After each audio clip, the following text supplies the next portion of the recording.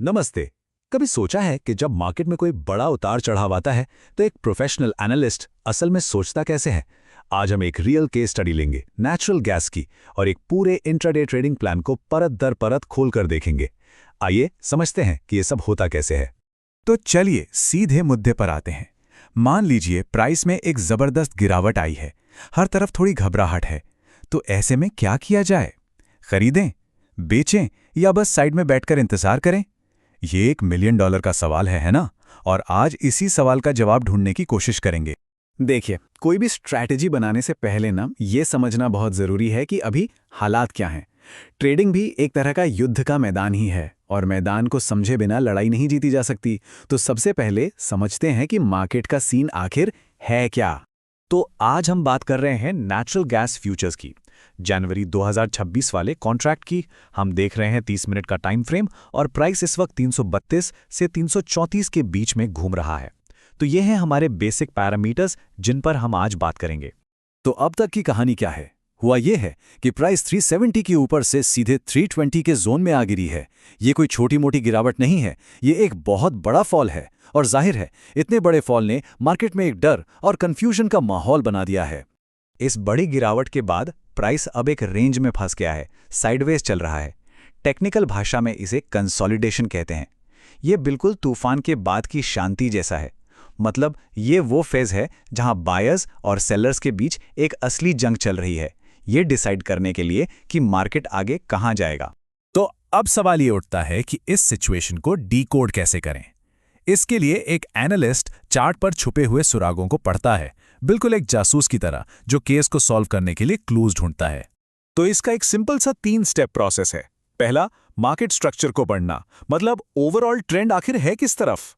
दूसरा, वॉल्यूम को एनालाइज करना, इससे पता चलता है कि किसी मूव के पीछे असली ताकत कितनी है।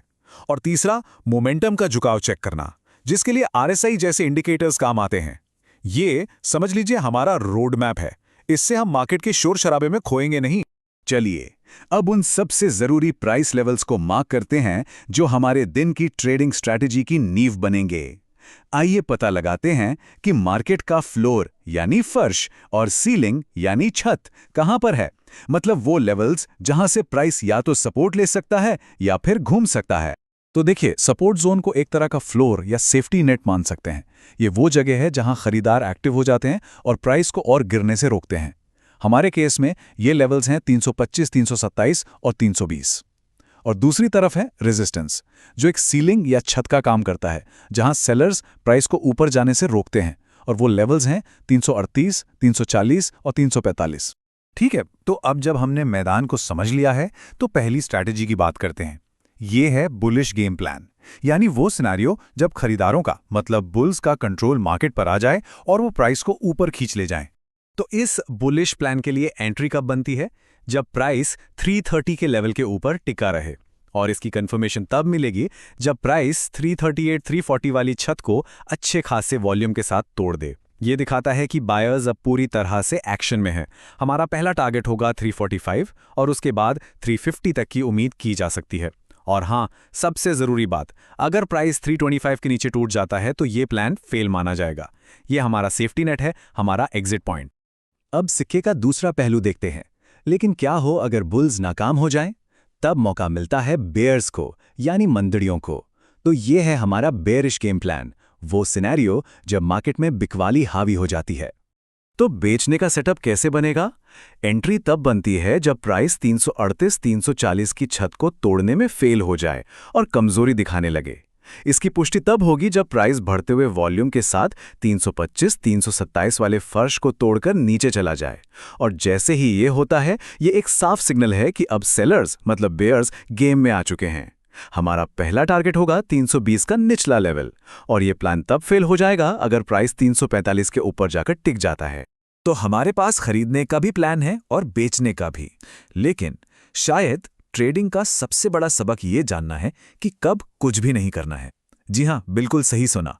कभी कभी सबसे अच्छा ट्रेड होता है कोई ट्रेड ना करना। ये सवाल सुनने में बड़ा अजीब लगता है ना? सबसे अच्छा ट्रेड कब होता है? जब कोई ट्रेड ही ना किया जाए। ये सुनने में एक पहेली जैसा लग सकता है, लेकिन यकीन मानिए, एक कामयाब ट्रेडर बनने की राह में इस सवाल का जवाब समझना बेहद जरूरी है। इसी को कहते हैं नो ट्रेड ट्रैप जोन। मतलब जब प्राइस 327 और 338 के बीच में ही फंसकर रह जाए, वॉल्यूम बिल्कुल सूख जाए और आरएसआई जैसा मोमेंटम इंडिकेटर भी न्यूट्रल हो, तो समझ लीजिए ये एक दलदल है। ऐसे में ट्रेड करना बहुत रिस्की है क्योंकि मार्केट की कोई डायरेक्शन ही क्लियर नहीं है। सबसे समझदारी इसी में है कि इंतजार किया जाए एक क्लियर ब्रेकआउट या ब्रेकडाउन का। और यहीं पर हम इस पूरे एनालिसिस के सबसे जरूरी सबक पर पहुंचते हैं।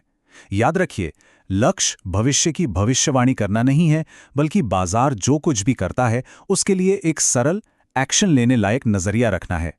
मतलब हमें ज्योतिषी नहीं बनना है, हमें तो बस एक ऐसा सिंपल प्लान चाहिए जो मार्केट के हर मूव के लिए हमें तैयार रखे।